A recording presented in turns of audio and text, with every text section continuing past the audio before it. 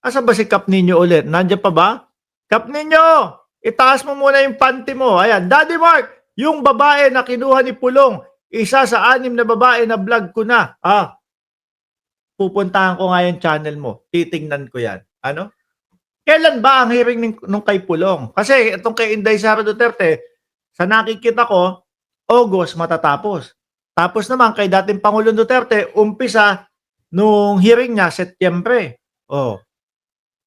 Yung kay Pulong kaya Oktubre. Mga kababayan, grabe, monthly sila, no? Isa nga po sa pag-uusapan, mga bossing, confidential funds. Diyos ko po, ito. Kung tayo, mga kababayan, nakarinig na po tayo ng pangalan ng Mary Grace Piatos. Nakarinig na po tayo ng pangalan ng Kokoy Villamin. Narinig na din po natin yung Dodonggang. Narinig din na po natin yung si Jugs de Asim. Naku po mga kababayan, mga boss, chief amo sir, sa 1,299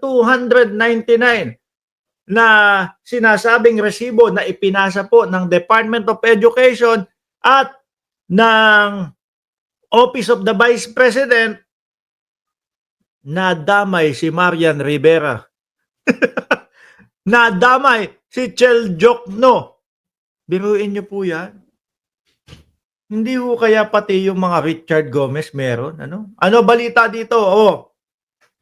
Marian Rivera, Chel Jokno, sa confidential funds ni VP Sara Duterte, nakalkal sa mga resibo. Diyos ko, eto na ho yata yung mga pangalan ng mga sikat na ta-artists at sikat na mga na mga personalidad. Kung dati ho, may mga chicherya, siguro naubusan na ng pangalan ng chicherya, ubus na sa Piatos, ubus na sa Bicat o Sinova, naubos na. Pumunta naman po sa ano ba yun? Mga Jugs de Asim. Ngayon naman po, mga sikat na personalidad. Jokno. Chel Jokno at si Marian Rivera. Mga kababayan, baka susunod dito. Pag hinalukat at pinaghahanap pa po yun, baka po pati si Dingdong Dantes. Siyempre, ganyan po no? Tayong mga Pilipino, mga bossing, yun unang papasok sa isip natin. Naku, since eto na, may Marian Rivera, hindi naman nila i-check to, hindi naman nila hahalungkatin ito. Isama ko na din si Dingdong Dantes. Diba? Para matapos ko to, napakadaming pangalan na pinapasulat. At kung sino-sino pa, okay naman daw po, ang alias lang ang gamitin. Pero dapat mayroong hiwalay na mayroong hiwalay na pagpapaliwanag. Sabi ni Rolando Co. Senior. Naku, senior na to. Banatan ko ba? Wag na. Baka mamaya atakihin pa to. Masahol ka pa kay Trillanes. Lahat ng chismis, alam mo. Tignan mo nga yan. Chismis, abante tonight. Sila nagbabalita niya. Nire-reactionan ko lang. Paano chismis? Diyos ko kasi kayo. Kapag balita ang pinapanood nyo, Maharlika. Di ba, Mendoza Chen? Itong mga to, yung mga DDS, pag balita, nakaasa, nakatunganga kay Maharlika. Alam niya naman si Maharlika, ano mga pinagsasabi nun? Nakakulong si Lisa Marcos. Saan? Diyan sa likod ng pader. Di ba, Kian? At pambansang nanay survivor? Eto, tingnan nyo nga yung mga pinagkukuhanan namin. Abante tonight. Di ba? Ayan ang balita nila. Marian Rivera, Chel Jokno, sa confidential funds ni VP Sara Duterte, nakalkal sa mga resibo. Eto pa. Tonight din, opinion, si Arnold Clavio. Tilamsik ni Iga. Grabe naman to. Ano ba to segment ni Igan? Ba't gano'n naman ng pangalan doon? Parang natilamsikan. Kapangalan ni na Marian Rivera at Chel Jokno sa spy fund ni VP Sara. Kinukuha ho namin, mga kababayan, mga boss, chief amo, sir, no? Yung aming mga binablog at nire-reactionan sa mga nagbabalita po talaga, hindi yung kay Maharlika. Kay Maharlika, nakulong si First Lady Lisa Marcos. Saan? Diyan sa likod ng pader na yan. Asan picture? Wala, nakakulong nga sa likod ng pader na yan eh. Yun na po yung patunay nila. Gumagamit ng pinagbabawal na gamot si Bongbong Marcos. Asan ang patunay? O, naglabas nung dokumento daw po na may 2 butas ng puncher. Pinatunod, sabi naman ni Bato, naniniwala po ako dito kasi may 2 butas ng puncher. Kaya authentic po ito. Di ba? O, sumuporta ka sa korap tapos magtataka ka kung bakit hindi ginagamit ang buwis mo para linisin ang umaapaw na kanal sa inyo. Ay naku, yung bahayata to. Yung bahayata sa Davao yung sinasabi ni Iga na. Kasi hanggang ngayon sa pagkalaki-laki daw po ng pondo ng Davao, binabaha pa din. Ito na. Out! Mary Grace Piatos in Marian Rivera. Pasikatan, no? Di ba? Sino pa ba? Pwedeng mga ilagay dito. Marian Rivera, Dingdong Dantes, Mark Heras, mga sikat. Malaking kahihiyan. Mga Duterte family sa ating bansa. Sabi ni Jojo. Sikat. Natisod ng House Prosecution Panel sila po yung humihimay at tumitingin doon sa mga resibo. Uulitin ko mga kababayan. Uulitin ko po. No? Yung mga resibo na kinakalkal po ng Prosecution Panel, mga bossing, sila sa Office of the Vice President at sa Department of Education din ang nagpasa nun sa COA. Tapos, ang Kongreso humingi ng kopya.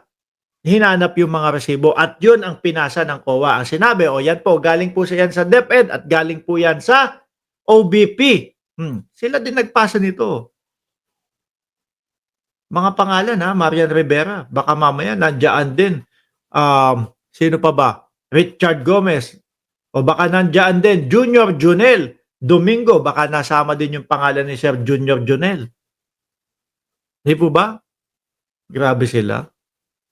Siguro naubusan ilan libo yun? 1,200 mga kababayan. Salamat po sa super sticker, Sir Junior.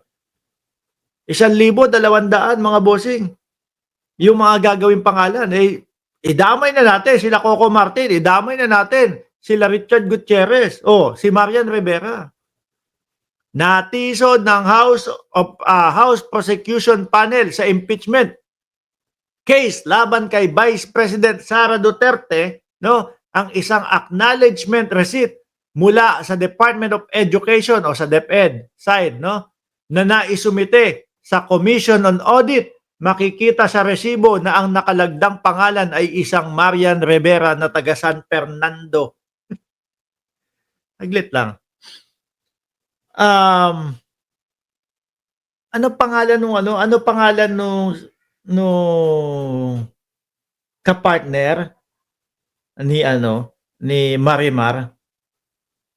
Seryo yun, hindi naman pala Fernando. Di ba? Pero parang may Fernando din doon sa Marimar na teleserye.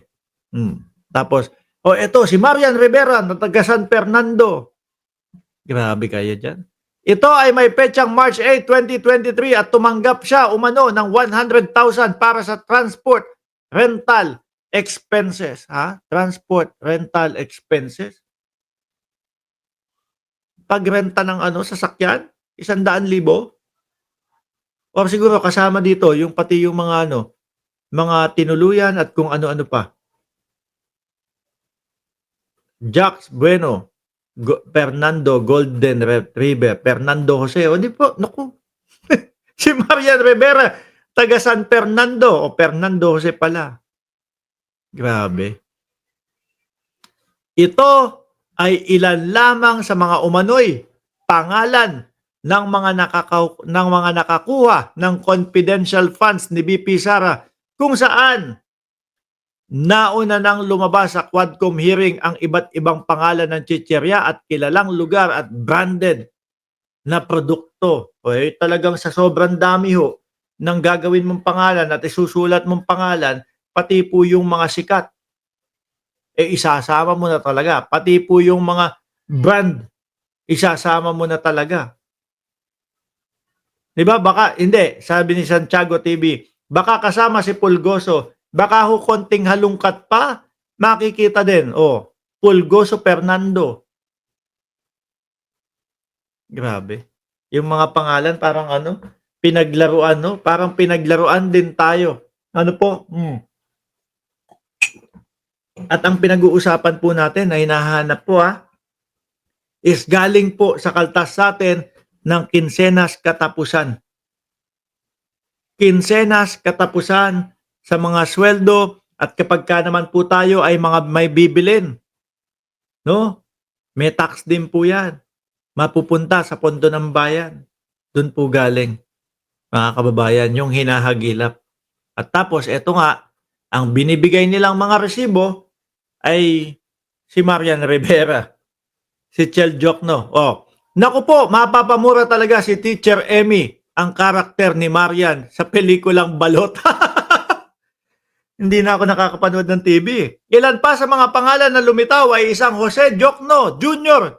Nakapangalan ni Chel Jokno, Jose Manuel Jokno Jr. na umano'y nakatanggap ng 100. Nako, Chel ha, nakatanggap ka pala. Oh. Tapos nandiyan si Chel Jokno sa prosecution panel. Ano kaya yung reaction ni Chel? Ano, mga bossing? Ano kaya ang magiging reaksyon ni Chel Jokno kapag yung mga nagrepresenta na sila ng mga dokumento? Pati po ako nadamay dito, pati po ako nasama dito. Oh, kaabang-abang paano ito dedepensahan ni VP Sara sa impeachment court sa Hulyo. Walang personalan. Yun nga ho, mga bossing. No? Pero dahil nga po, ang sinasabi ng mga DDS, malakas ang loob namin at ano kami, masaya kami. Bakit daw ho, mga kababayan? Kasi nga daw, yung mga nasa Senado daw po ay kaibigan ng mga Duterte.